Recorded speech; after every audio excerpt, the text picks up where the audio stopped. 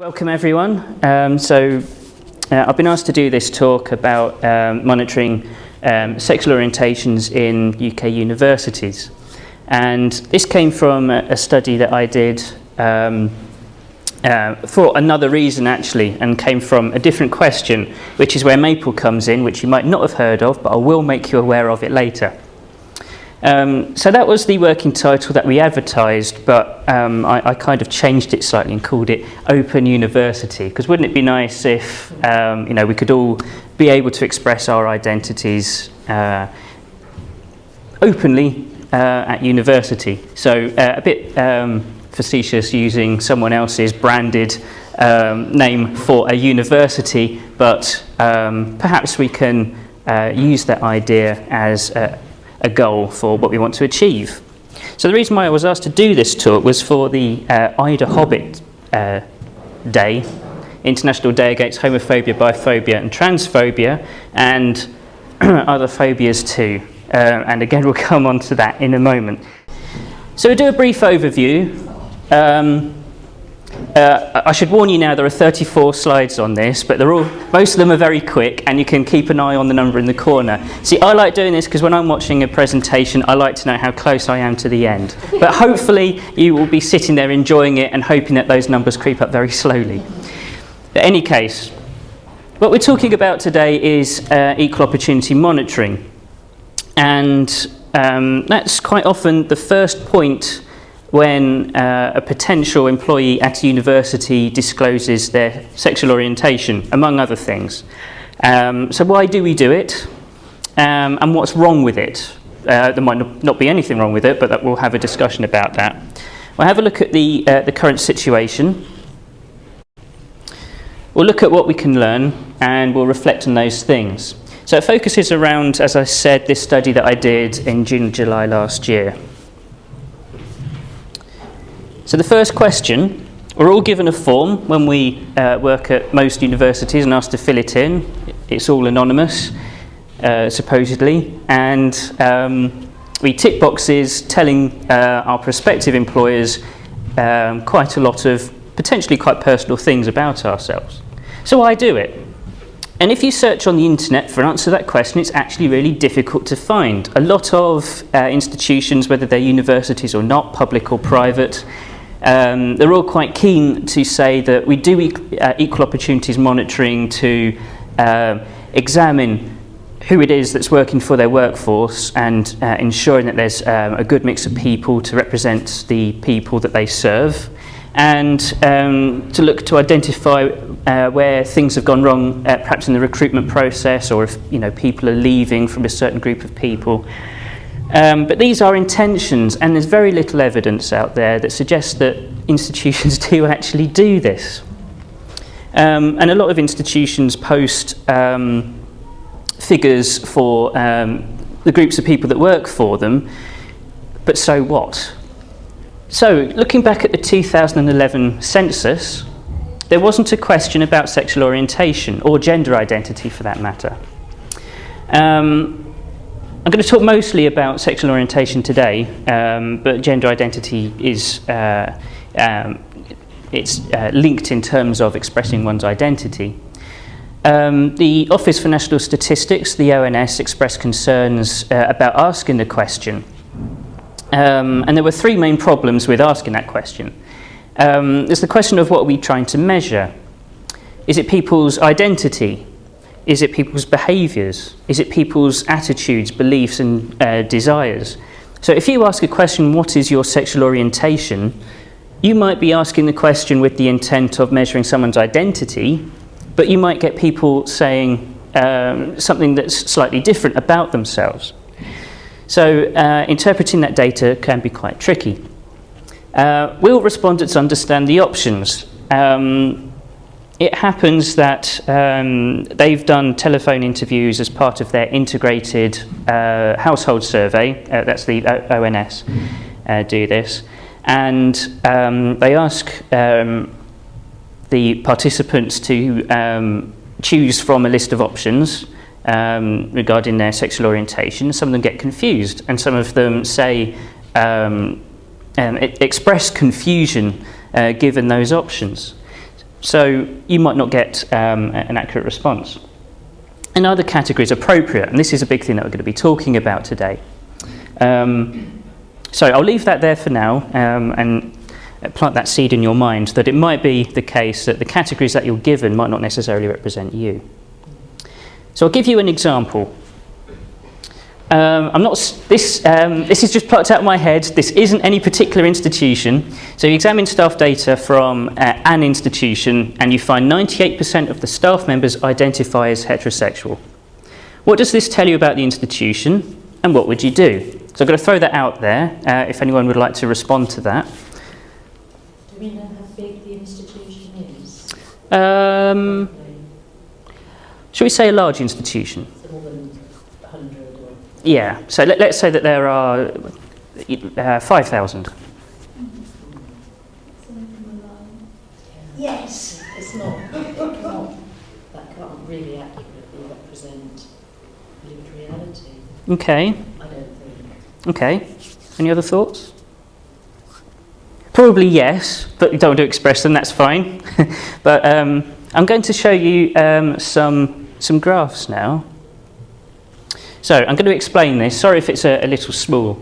But we have over here two organisations. HESA, which is the Higher Education Statistics Agency, and we have ONS, which I mentioned before, which is the Office for National Statistics.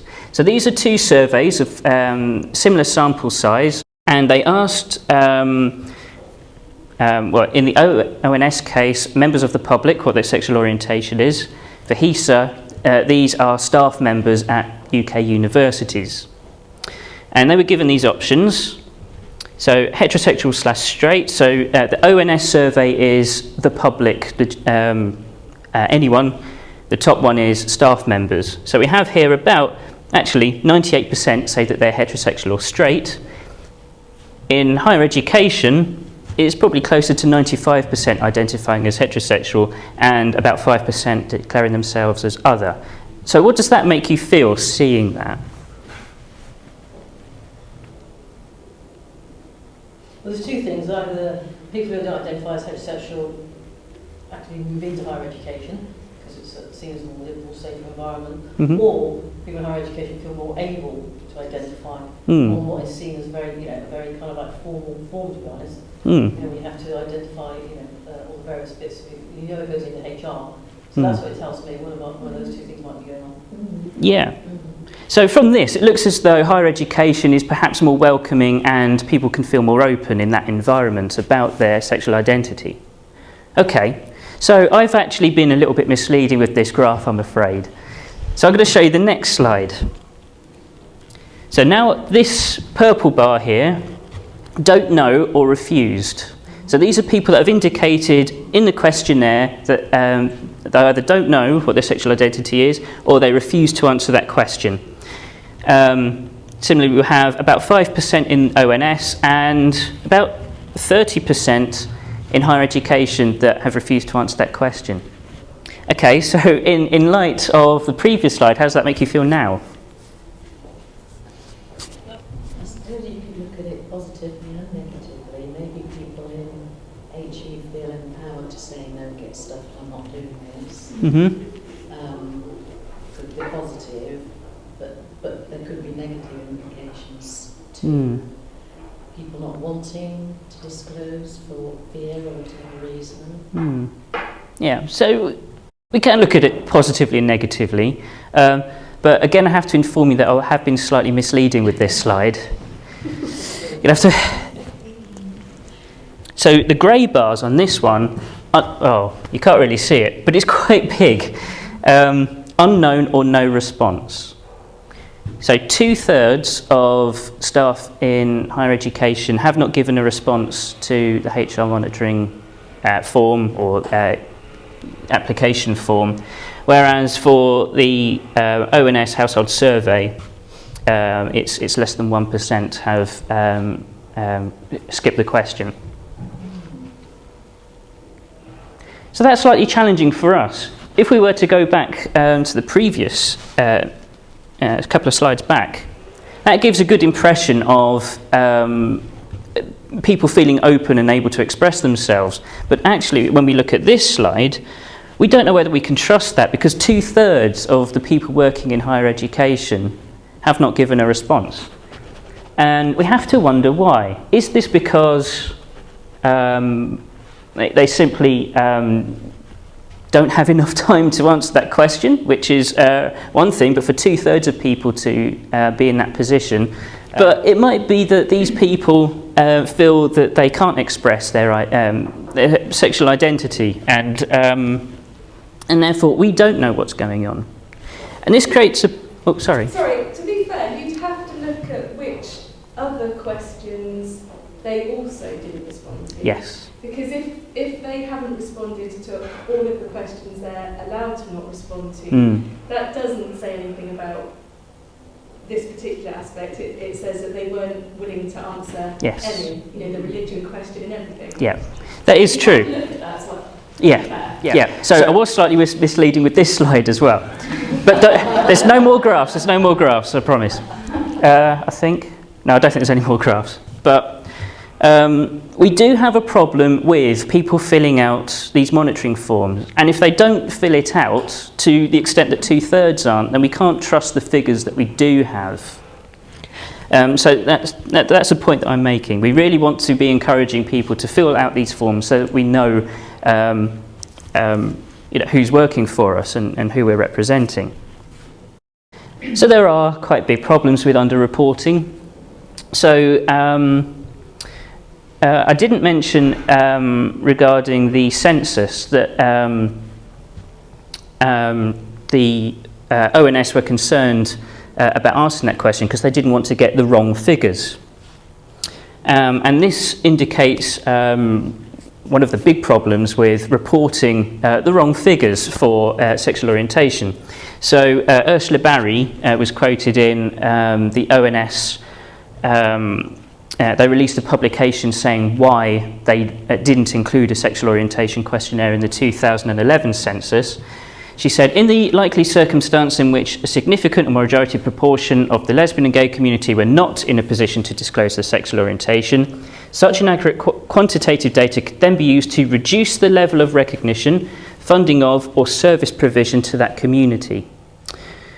So if I were to go back to that first graph that I showed you, where people, it seemed as though people were more open about their orientation on these forms. Perhaps that could indicate to an institution that there isn't actually anything wrong with our recruitment and that LGBT plus people are quite happy to apply and get jobs here. But can we trust the data, given that 2/3 people can't? So it might be that there is a problem and that it's just the vocal few that really want to say, yes, I'm gay, sign me up. But there's also a problem with inaccuracies. So there are reasons why, particularly in the census, why there might be people that have their sexual orientation incorrectly labelled. So this could be the same in HR monitoring forms. If you've had a negative reaction in the past after you've come out to someone, you might not want to do it again to an anonymous person on a sheet of paper. If you're in a relationship that seems contrary to your sexual orientation and you've got someone, maybe a partner, looking over your shoulder while you're filling it in, you might not want to say that you belong to a different orientation to what they would be expecting. And also in the census, it's given per household. So if one person is charged with completing the survey on behalf of everyone in the household, you might not get everyone's true sexual orientation that way. So there are some problems. If people are also not sure why they're being asked, what's going to be done with this information? Yeah. Yes, I think so. And that creates a bit of hostility as well. I mean, if you don't know why that information's been taken, why give it? For a lot of people, it's a very personal thing. So, why would you tell a stranger this thing if it just seems as though they just want to be a bit nosy? So, when we ask people about their sexual orientations, one thing that we ought to do is say why we're asking. But quite often we don't. So I did lie, again, sorry. There is one more graph. I've got Brooks in the middle now.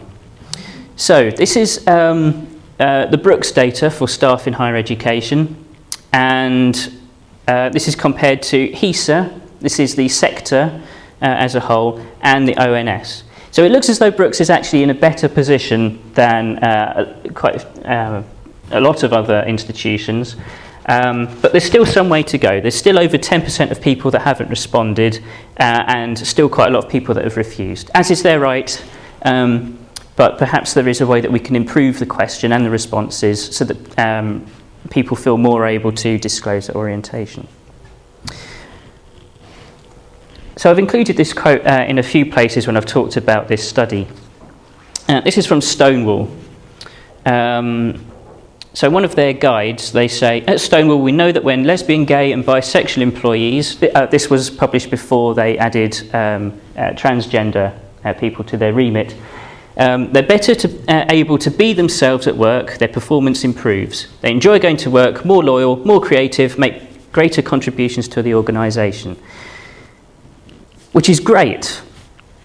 And the first term that they're able to disclose their sexual orientation is through these HR surveys. So if these surveys get it wrong, then it creates a barrier straight away. So it's important that we get it right. And there's a legal obligation on the part of institutions as well, particularly universities. So this is the Equality Act 2010. So I have beef with this. It's a very good piece of legislation, but it excludes a lot of people. And sexual orientation is a protected characteristic, which means that if you discriminate against people that have a protected characteristic on the basis of that protected characteristic, the punishments are a lot more harsh. And it defines sexual orientation in this way. So persons of the same sex, persons of the opposite sex, or persons of either sex.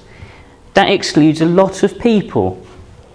And the use of sex rather than gender also creates problems because there are more than two sexes, and to regard one as the opposite of the other is also a peculiar way of expressing it as well.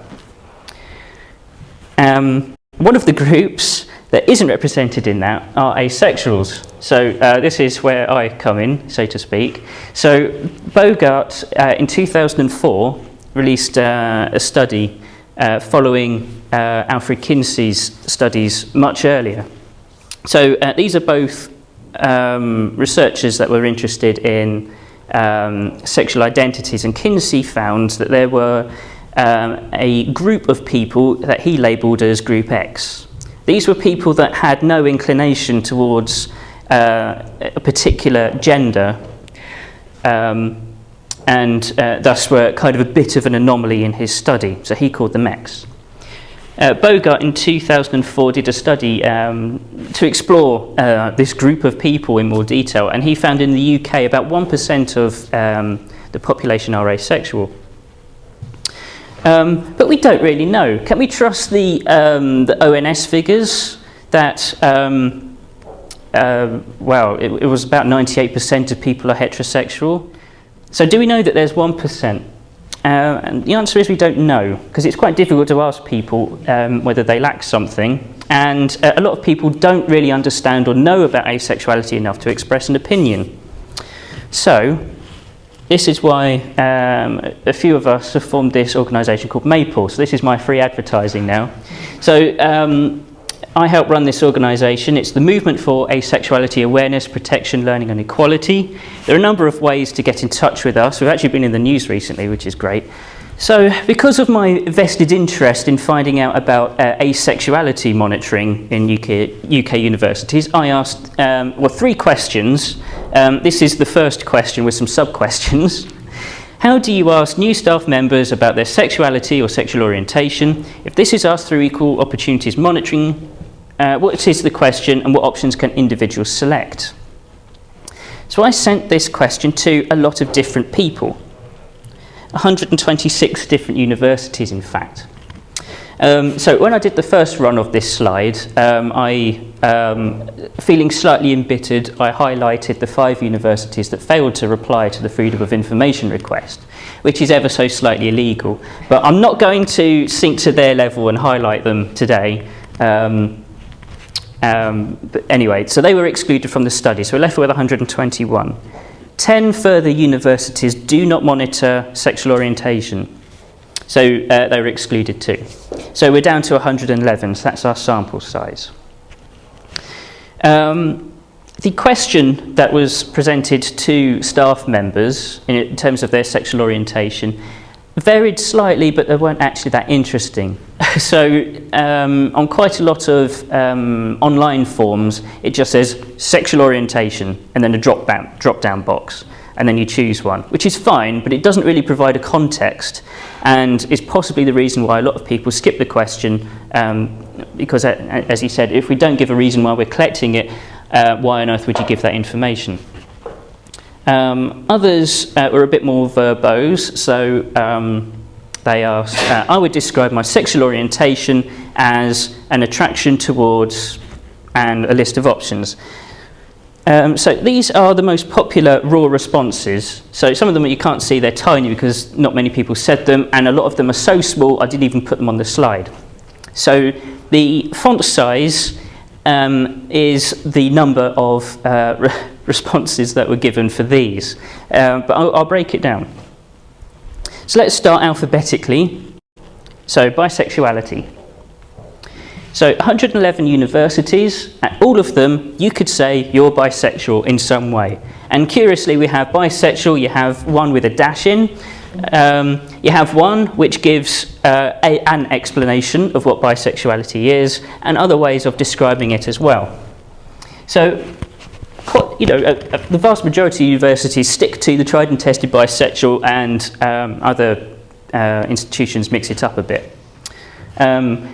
But the fact that there is such a mix is quite interesting in itself. But it kind of suggests that either some universities aren't satisfied with the existing practice, or they've maintained an old practice of asking this question.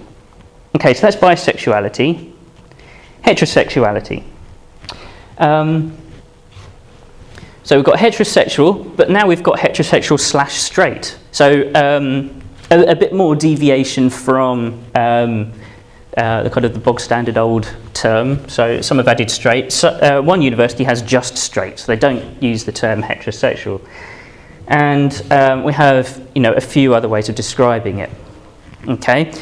Again, if you are heterosexual, there are 111 universities you can go to and express your identity. Great.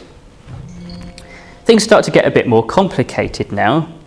So I know homosexual isn't the, it's not such a popular term now,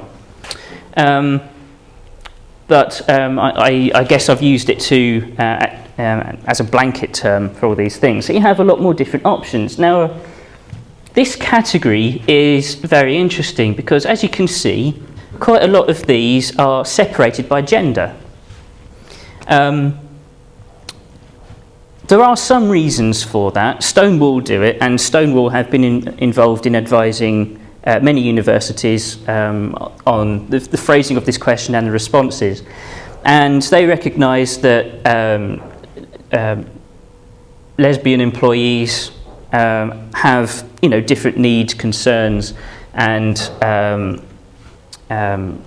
other things to what a gay man would. So they're counted as two different things. But then many of these universities also ask about gender or sex. So it seems to me somewhat strange that they are separated by gender if that kind of thing can be discriminated from with a gender question.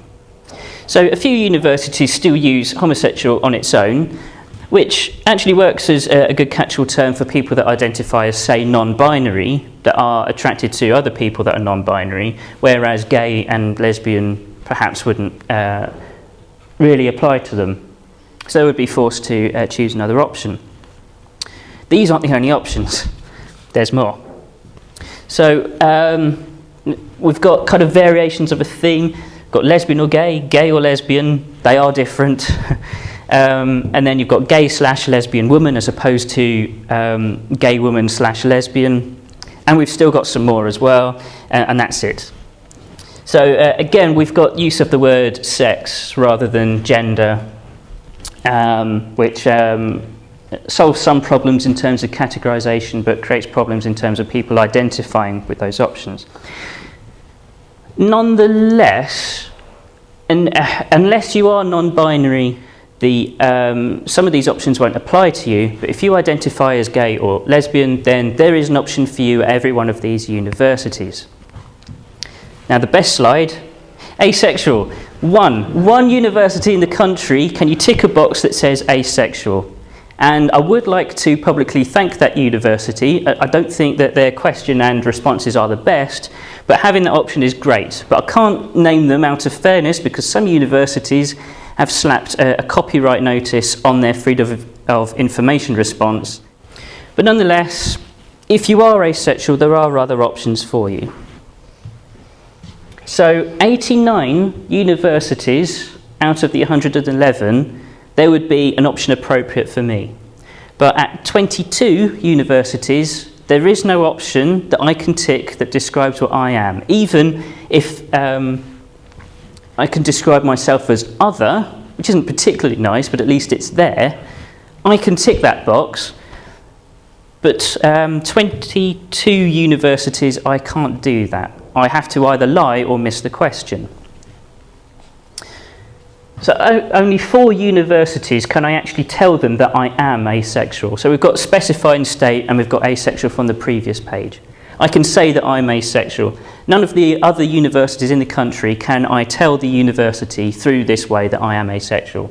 So my recommendation is that have a please specify, even if it doesn't figure in your data collection and response, really. It's nice to be able to express your identity even if it's not even if nothing is done with it. And then we have the others.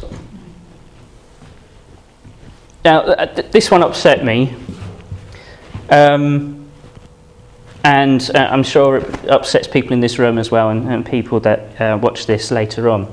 So there's one university that included transgender in the sexual orientation question. It's hard to get started on how many ways this is wrong, but female/male and male/female is pretty meaningless. It doesn't indicate a direction. It almost implies that you're kind of a bit of both, which is not necessarily what transgender means. But the big thing is that transgender, of course, isn't a sexual orientation. It's a gender identity and has no place in this question. The reason why this has been included, I would suggest, is that there is someone somewhere that was trying to be well-meaning, that wanted to try and include people, and got it wrong, essentially. So this was someone that's a little naive, I think. They were trying to do the right thing, but did it wrong. But you have to consider the effects of that. If you are transgender and you came across a question which says, what's your sexual orientation? Well, first of all, you would probably be a bit confused, if not upset, that transgender is in there. But then you also have to choose between 2 very important aspects of your identity. Do you tick or select the transgender box, or do you choose your sexual orientation in that question? If you tick the sexual orientation question, you kind of feel that you've missed an opportunity to tell the institution that you are transgender. And well, that's not good. Anyway, that's my bleat about that. That was quite frustrating and annoying. Then you've got these 2. Now, they're interesting. Not sure and not known. And I actually chuckled when I saw this at first, because I thought, okay, that's slightly strange. But then, of course, gender is fluid, so is sexual orientation. They're 2 very different things, but they're both things that we kind of experience and get used to and learn about ourselves over time. So it could very well be that you don't actually quite know what your sexual orientation and your identity is, and you're not really able to give a response. So you might be forced to tick other if that's available, but that might be a better representation of who you are. But only 2 universities in the country let you say that you don't really know. And then we've got the declined. So there are a lot of different ways across the universities to say, actually, I don't want to tell you. 11, which had their own niche way of expressing, yeah, I don't want to tell you. Prefer not to say is the most used, information refused, and variations on that. So at 106 universities, you can refuse. You can tell the universities that you refuse. For 5 others, you can't say that. So that's a kind of loss of information for those institutions as well. Because if you're finding that a lot of people are refusing to give their identity, you have to ask yourself the question, why is that the case? So I'm going to bring up HESA again. So the Higher Education Statistics Agency have a question that they recommend that's been informed by Stonewall to give to the HR systems and the equal opportunity monitoring forms. And these are the options. So 22 institutions claim to use this question on their form, but only 10 actually do, which I found quite interesting, whether you do or not. I guess it's up to you. But these are the options that are given, and a lot of institutions use this kind of phrasing, but a lot of them have varied from that. So some of the universities claim that they're directed by HESA to use this question and this wording, but the fact that so many of them claim that they do and then change the question anyway is also interesting. So my point is that it should be quite possible to change the question and the responses if you really want to. So I guess I'm urging those institutions to consider changing some of their options. Okay, so you can see we're nearly up to 34. So I didn't want to give too much of my own views in this, but I don't think I've done that very well. But nonetheless, I've tried to present the facts as I received them. And I think these are some of the things that we can learn from them. So monitoring can be helpful. It can also be misleading. It can be illuminating, but it can also be problematic. If we get it wrong, then we can get it very wrong. If we get it right, then the information can be very useful in deciding how we use resources, for example. We need to encourage more people to answer these questions in order to get more reliable and meaningful data from them. There's no single best practice. In fact, the practice is so diverse that it's difficult to kind of put it into one presentation as to what could be the best practice. But I hope in our discussion we can talk about what could be best practice and what the options are. But there is some bad practice as well. The transgender question was one example, but also the fact that there aren't options available for everyone is also an example of bad practice, I would suggest. And it's also possible to be well-meaning yet dangerous.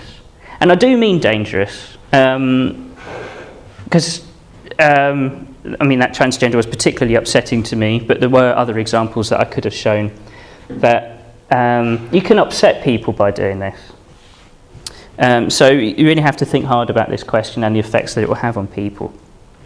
So anyway, I referred to a few different things in that. This is my list, and that concludes my talk.